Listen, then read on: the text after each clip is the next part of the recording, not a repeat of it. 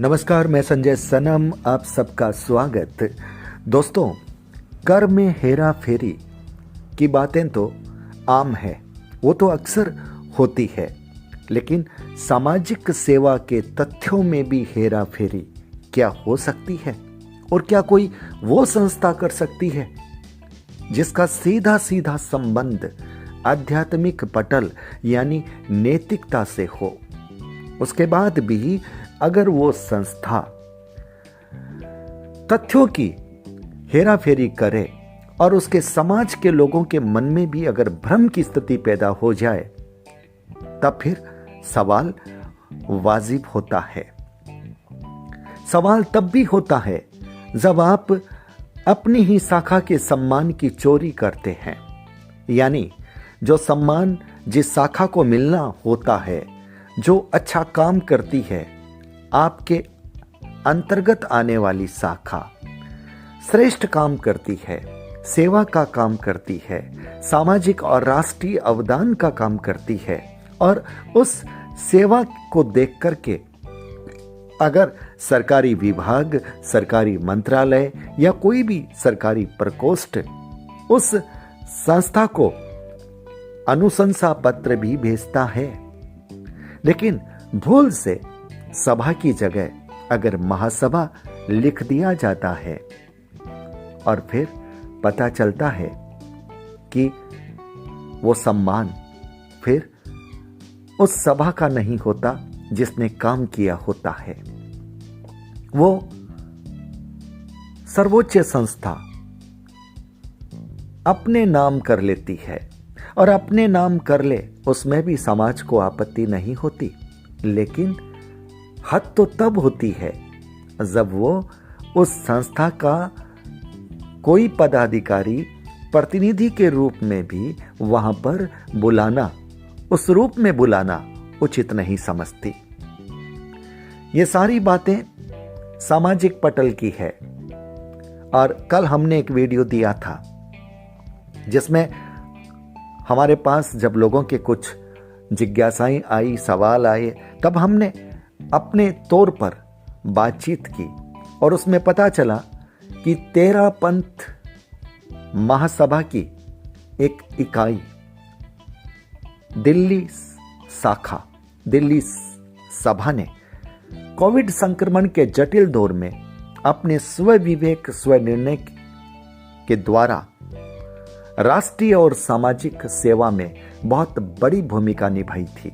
यानी अपने 2 भवन उन्होंने सरकार को सौंप दिए थे, जिससे समाज के लोगों का और दिल्ली के लोगों का विशेष हित हुआ।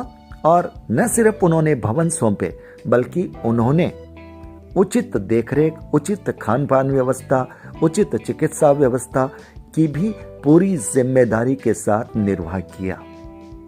इसके लिए 13 पंथ दिल्ली समाज, जो कि दिल्ली शाखा के अंतर्गत आता है, वो निसंदेह बधाई और अभिनंदन का पात्र बनता है। और सरकार ने भी अपनी तरफ से उन्हें अनुशंसा पत्र दिया था, लेकिन एक भूल हो गई थी, सभा की जगह महासभा टाइप हो गया था, यानी दिल्ली महासभा वहां पर लिखा गया था। और जो हमारे पास जानकारी आई उसमें जब ये बात बताई गई तो सरकार के उस प्रकोष्ठ ने वो स्वीकार भी किया, और उससे पहले कि भूल सुधार कर वो पत्र यहां आता, अब वो पत्र नए रूप से फॉर्मेट बन करके महासभा के अध्यक्ष के नाम चला गया। कितना बड़ा फेरबदल। अब आप कहेंगे कि कहीं ना कहीं बात सरकारी प्रकोष्ठ पर भी आती है, सवाल उन तक भी आता है, लेकिन उन तक जाने से पहले हम पहले अपने घर को तो देखें।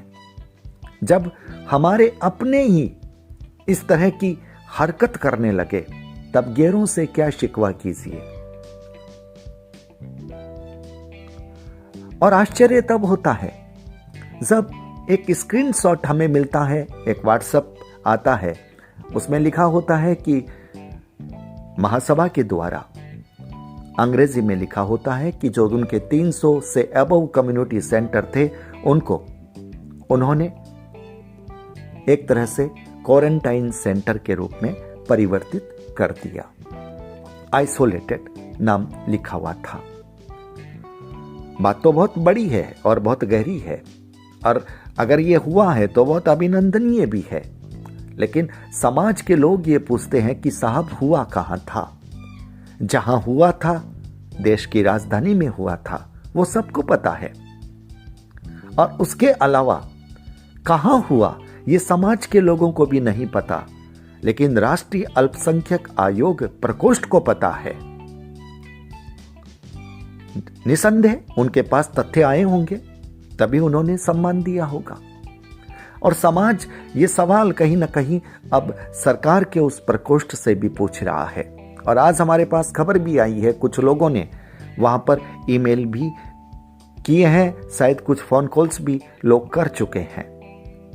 और कुछ लोगों ने हमसे भी निवेदन किया था, एक पत्रकार के तौर पर आप भी अपनी जिम्मेदारी को निभाइए और जो राष्ट्रीय अल्पसंख्यक प्रकोष्ठ के जो निर्देशक है, जो संयोजक है, जो उस मंत्रालय को, उस प्रकोष्ठ को संभालते हैं, जिन पर दायित्व है, उनसे आप भी ये पूछिए कि जो सम्मान दिल्ली सभा के नाम था, वो सम्मान आखिर महासभा के नाम कैसे हो गया? अब आप ये कहेंगे कि महासभा समाज की सर्वोच्च संस्था है। बिल्कुल है, और कोई आपत्ति नहीं होती। लेकिन महासभा की दो बातें लोगों को अखर रही है। एक तो जो भ्रामक तथ्य 300 से अधिक जो आइसोलेटेड सेंटर की बात उन्होंने की है। लोग पूछते हैं कि वो सेंटर आपने कहां कहां किए थे। कुछ लोगों का कहना यह है कि हमने अपने क्षेत्र में भरपूर कोशिश की कि आप यहां पर क्वारंटाइन सेंटर कर दीजिए ताकि समाज के लोगों का भला हो। लेकिन उनकी बात को सभा, महासभा, कुछ भी कह लीजिए, उनके द्वारा स्वीकार नहीं किया गया। यानी समाज के लोग ये डिमांड कर रहे थे कोरोना संक्रमण के जीवट दौर में, जटिल दौर में, लेकिन तब ये काम उनके क्षेत्र में नहीं हुआ। और जब लोग ये सुनते हैं कि हमारी महासभा ने 300 से अधिक आइसोलेटेड सेंटर किए थे, तब उनका सवाल स्वाभाविक होता है कि अरे हमने तो मांग की थी, हमारे यहां तो नहीं हुआ, तो फिर इन्होंने कहां किया? अब सवाल यह है कि क्या सम्मान लेने के लिए हम तथ्यों में भी हेरफेर करते हैं? हम क्या भ्रामक तथ्य भी दे देते हैं? हम इतना भी नहीं सोचते कि हम जिस समाज से आते हैं उस समाज में अहिंसा और नैतिकता के मापदंड कितने बड़े और कितने गहरे हैं। हम यहां पर भी वो शरारत कर देते हैं कि अपने लोगों को भी साइडलाइन करके उनके किए हुए श्रेष्ठ कार्यों का जो पुरस्कार है अपने नाम करने की कोशिश करते हैं। सवाल कहीं ना कहीं सरकार के राष्ट्रीय अल्पसंख्यक प्रकोष्ठ पर भी है कि सरकारी जो सम्मान है वो सही पात्र तक जाना क्या उनकी जिम्मेदारी, क्या उनकी जवाबदेही नहीं होती? उनकी जो भी कमेटी हुई है, जिन लोगों ने भी निर्णय किया है महासभा को यह सम्मान देने का, क्या उनके पास 300 क्वारंटाइन सेंटर की पूरी लिस्ट आई है? क्या उनके पास तथ्य आए हैं, या किसी का रेफरेंस ही सम्मान में बदलाव का कारक बन गया? यह बात मैं इसलिए कह रहा हूं, आज एक पत्र व्हाट्सएप पे फिर आ रहा है। दिल्ली सभा का प्रतिवेदन, उनकी एजीएम में दिल्ली सभा की तरफ से यह बताया गया है कि यह सम्मान तो हमारा था, और वही पत्र, तारीख अलग है, प्रकोष्ठ वही है, और वो दिल्ली महासभा करके लिखा गया है। अब महासभा तो दिल्ली में हो ही नहीं सकती, महासभा तो लाडनू है, महासभा का कार्यालय तो कोलकाता है। अगर महासभा के नाम आता तो कोलकाता के नाम आता। वो सम्मान दिल्ली के नाम था, और जहां तक हमारे पास खबर है, दिल्ली के मुख्यमंत्री अरविंद केजरीवाल जी ने भी दिल्ली सभा को सम्मानित करने की बात कही थी। अब महासभा से जवाब मांगा जा रहा है, लोग खुलासा मांग रहे हैं। महासभा जवाब नहीं दे रही, ये नहीं बता रही। वो ये बता रही है कि हमारी संस्थाओं ने, हमारी सभाओं ने इतने मास्क दिए, यहां पर वो सेवा की। अरे भाई साहब, इस पर किसी को आपत्ति नहीं है। कौन कहता है कि महासभा की सभाओं ने सेवा नहीं की? किसी ने मास्क दिया है, किसी ने अन्न दिया है, किसी ने भोजन दिया है, किसी ने दवाई दी है, किसी ने आर्थिक सहायता की है।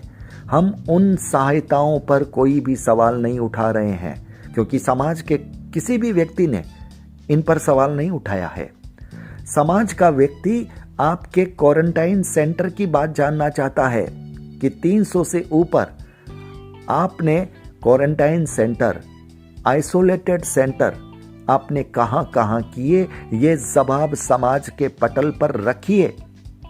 क्योंकि समाज के लोग अब राष्ट्रीय अल्पसंख्यक प्रकोष्ठ से भी पूछना चाहते हैं कि आपने किन तथ्यों को देख करके आपने अपना मोमेंटो, भारत सरकार का सम्मान आपने महासभा को दिया। जहां तक दिल्ली सभा की बात है, दिल्ली सभा का काम तो सबको दिख रहा था और दिल्ली सभा का ही सम्मान होना चाहिए था। अगर महासभा ने सम्मान लेते वक्त इतना सा भी ख्याल रखा होता कि दिल्ली सभा के पदाधिकारी को अपने प्रतिनिधि के रूप में साथ में ले लेती, तब भी शायद लोगों के मन में वो सवाल नहीं उठता। और ये राष्ट्रीय अल्पसंख्यक प्रकोष्ठ पर भी लोगों का सवाल है कि उनको तो ये ध्यान रखना चाहिए था कि उनके सम्मान का असली पात्र कौन है और इस सम्मान को लेकर कौन जा रहा है। सवाल बहुत कड़ा है, क्योंकि काम भी ऐसा हुआ है ना, इसलिए सवाल मीठा कैसे हो सकता है। और फिर भी एक बड़ा सवाल है कि तथ्य 300 से ऊपर, मतलब ऐसा नहीं है कि आपने 100-150 कर दिया और आपने थोड़ी बहुत आंकड़ों में हेरफेर कर दिया।